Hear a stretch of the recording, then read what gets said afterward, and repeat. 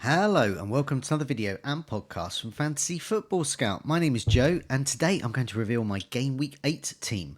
I'll also quickly look back on Game Week 7. I'll consider the best forwards to get in for future moves, as this is an area I'm looking at in particular for my team, especially with plans to get an extra premium player in. I'll also look ahead to the fixtures to come beyond Game Week 8 as well. Before they do that, I just want to plug a couple of things. Do have a look at the Fantasy Football Scout members area. Well worth having a look at. Any stats I show here, season ticker, those types of things. They are all from the Fantasy Football Scout members area. Also, quick plug for all our content during the week, and particularly the Goals Imminent podcast. So it's not on video, just on podcast. I do that, and that goes out every Thursday with Mark Jobling, who's part of the Fantasy Football Scout team.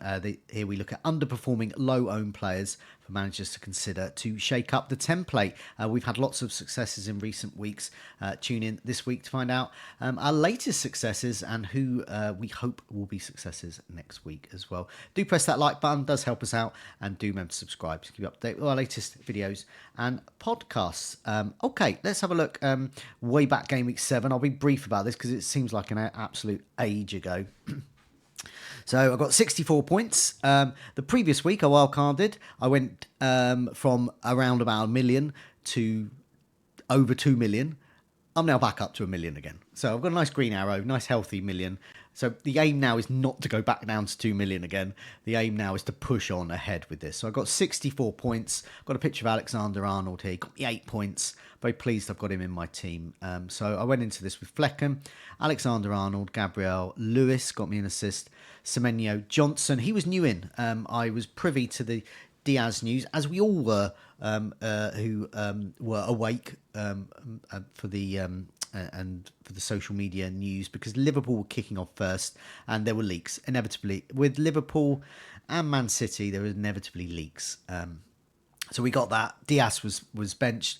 I made the move. Johnson was a player I showed last week with my plans. I was keen to get in sort of this week anyway, so I just brought that ahead, and he rewarded me with a goal.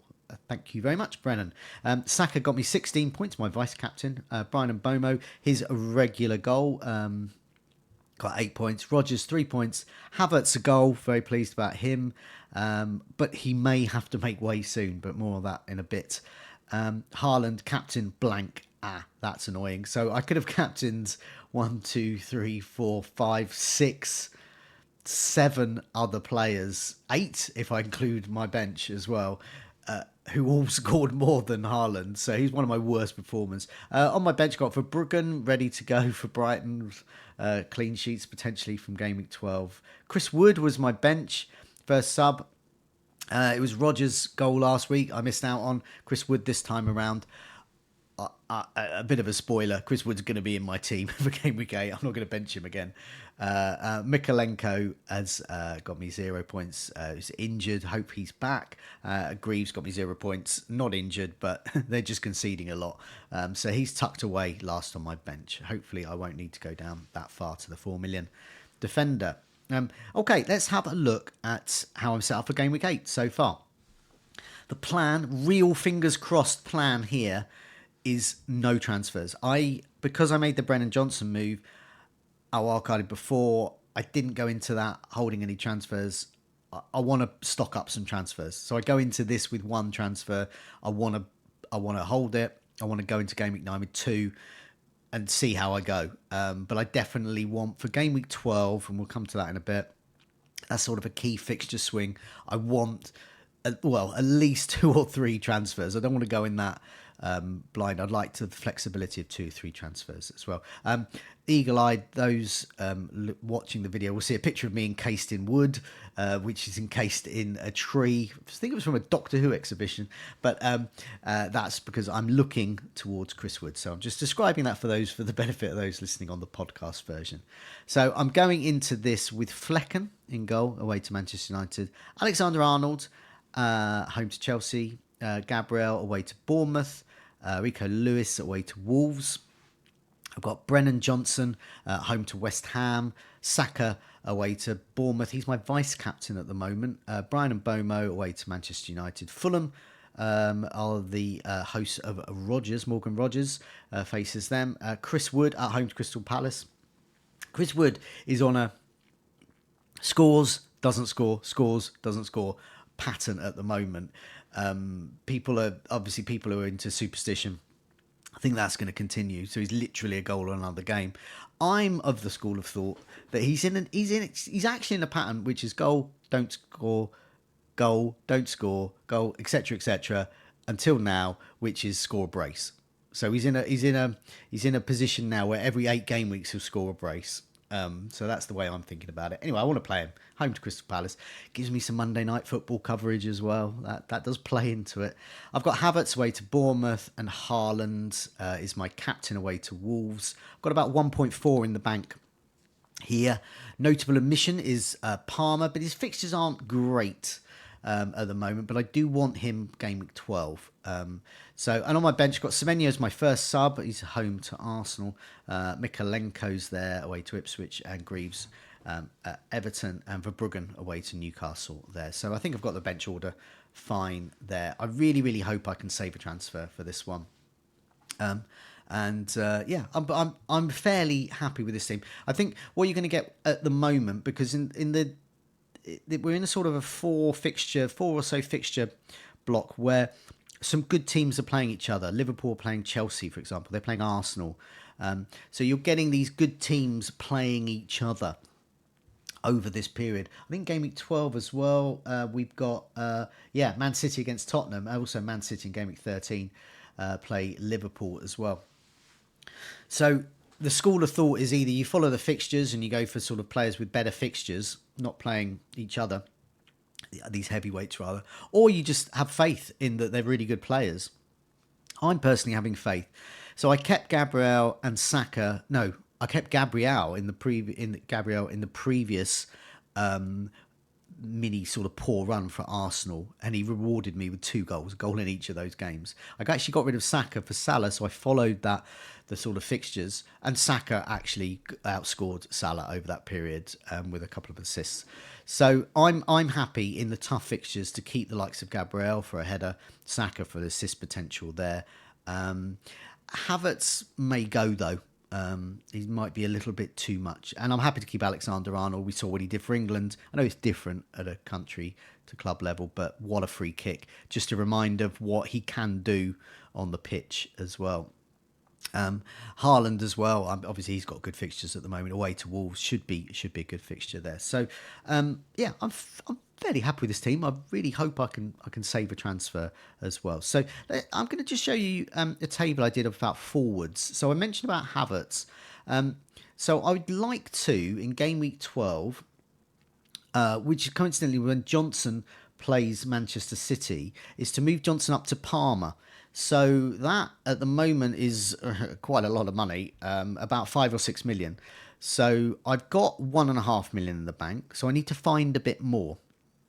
And I think my cash cows in this team look to be Alexander-Arnold. I'm reluctant to get rid of him because I don't have any other Liverpool coverage.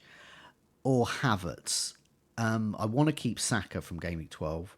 So Havertz needs to go perhaps, and I can free up another 4 million or so, and that will go in my Johnson to Palmer fund there. That's the general gist of it, but I'll explain that a bit more in a minute. When I show the fixture ticker, as I usually do in these videos, I'll put my notes at the top of what I'm planning as well. I find that quite useful for me. I hope it is for you too. So anyway, let's have a look at some forwards, because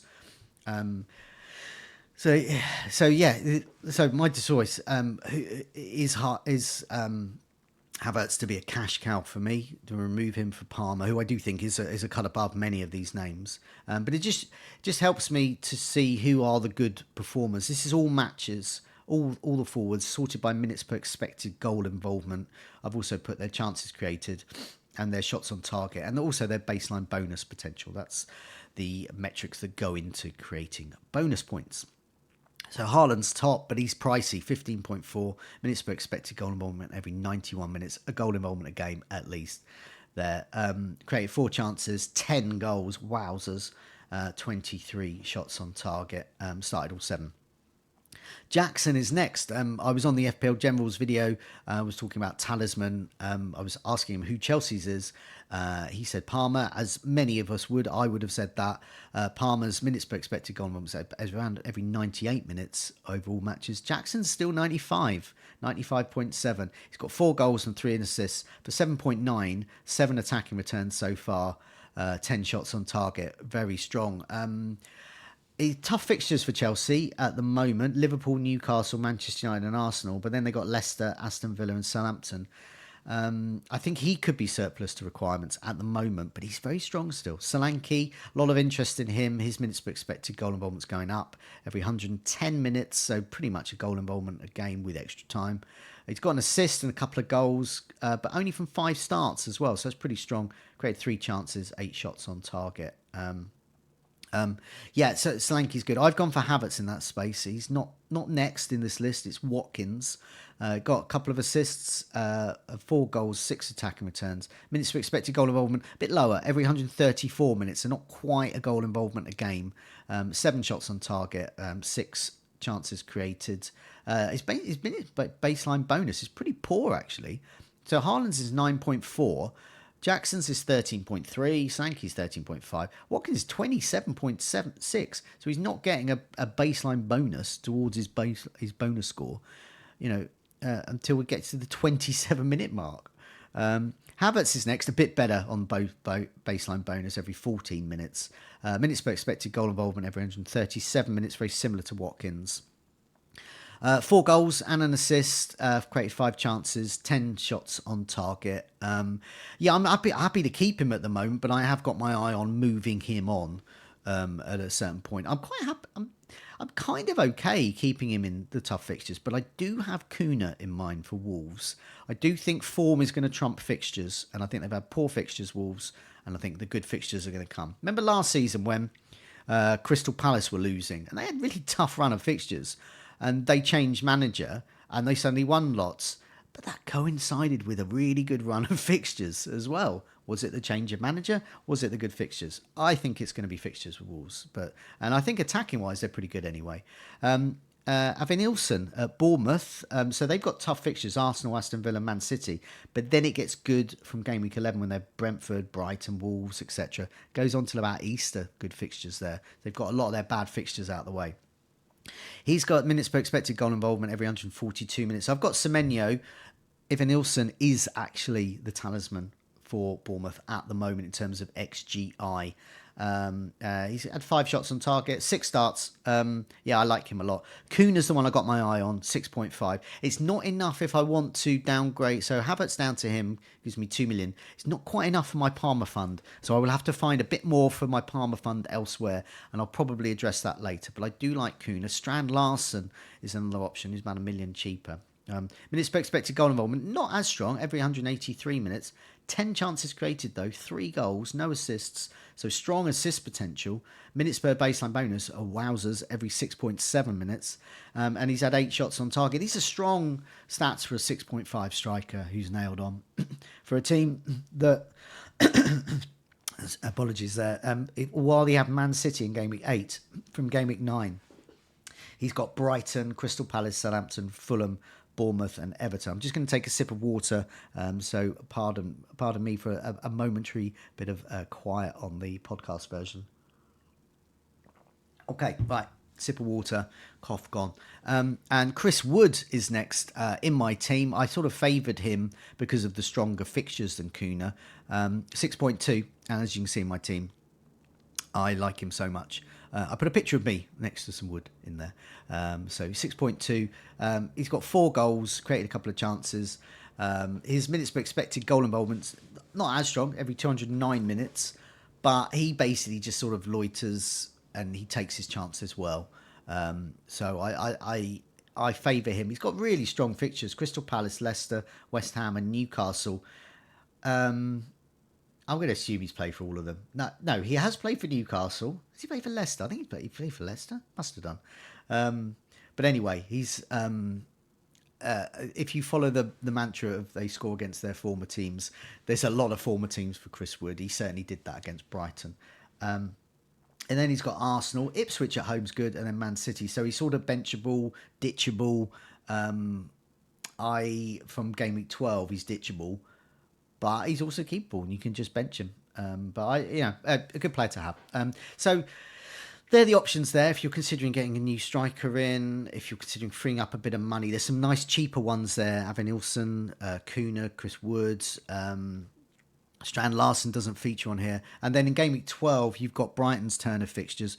Danny Welbeck, someone I've been championing a lot on a lot of videos.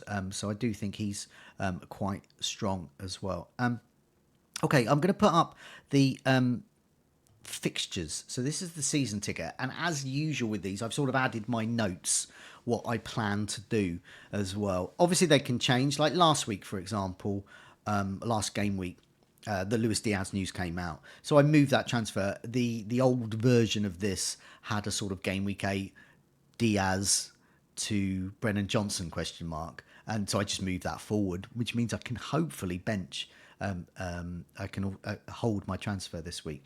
So anyway, this is the season ticker here for the benefit of those listening to the podcast version. This shows from game weeks 8 up to 14, Everton, Leicester, Ipswich, Brentford, Crystal Palace, Manchester United, Fulham, and Wolves have the strongest fixtures. Wolves have Man City next, but they will go up this chart in terms of fixtures. Man City pretty strong up until game week 12, but it's still pretty good. They've still got Nottingham Forest at home and Tottenham at home. They're strong for Haaland, I think.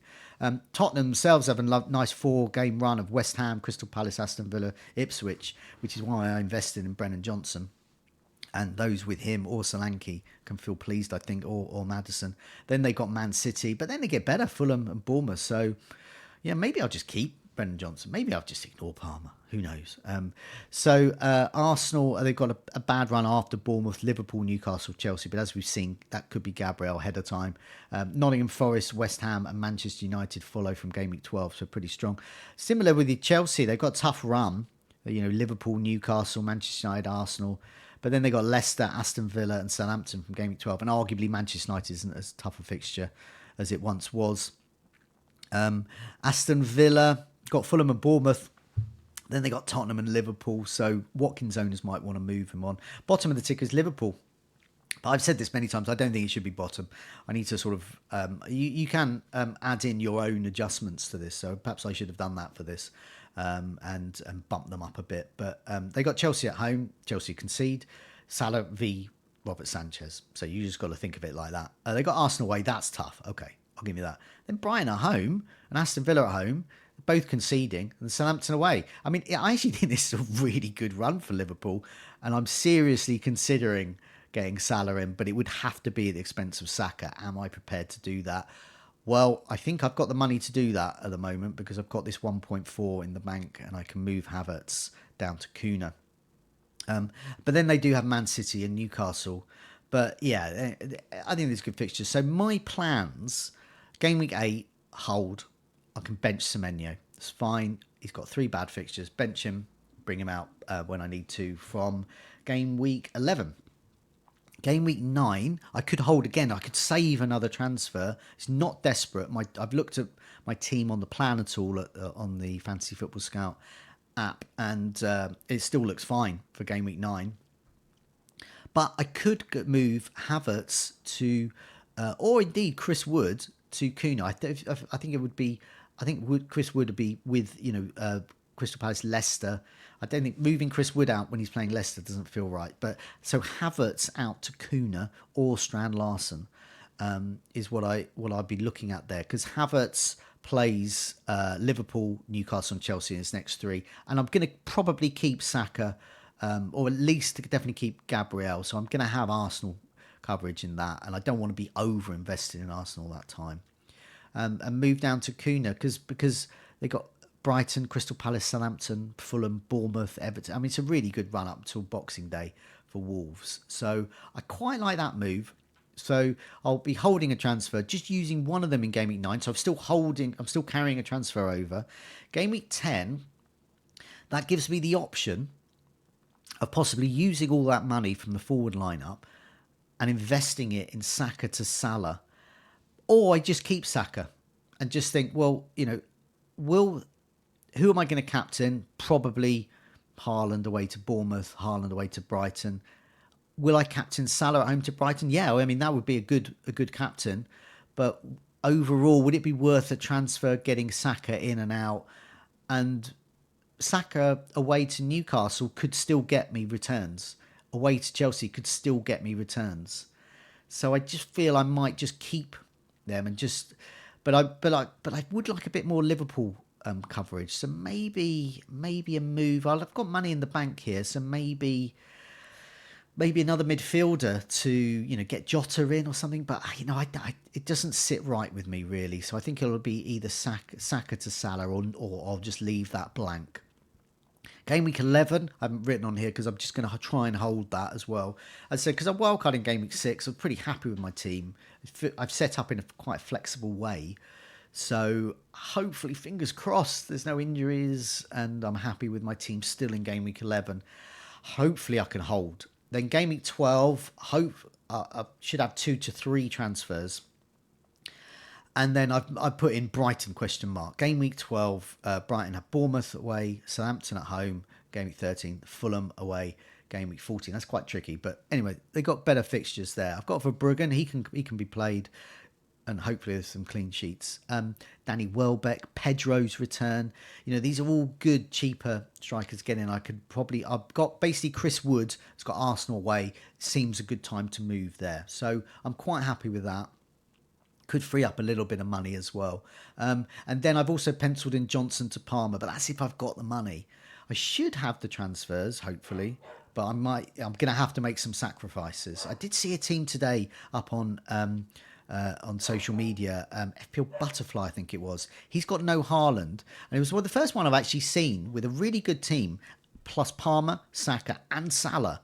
So he's got those three, plus the likes of Bomo, Alexander-Arnold, Pedro Porro, Solanke. I mean, it was a really good team, and he was posting up saying, "Who do I bench this week?" It was quite a tough choice because he's got some. You've got the likes of Rodgers, are like your worst player there, best player for not best player, but a good player for many other teams. But anyway, very strong team. So I do like to have a bit more beef in midfield there to beef it up a bit there. So yeah, Chris Wood down to perhaps a 4.5 if I don't go for a Brighton option there. Also Matoma, I've got my eye on, but it all depends. It's quite vague at the moment. I've just got sort of Brighton and Palmer and the need to free up funds. Alexander-Arnold could make way. I don't want to do that though, but he does face Man City and Newcastle, so it will be tempting by then as well. So hopefully that's been of use to you. It's certainly helped me to sort of get my thoughts together, because any transfers or decisions I make now, I have to think really about this big change in fixtures in game week 12 in mind.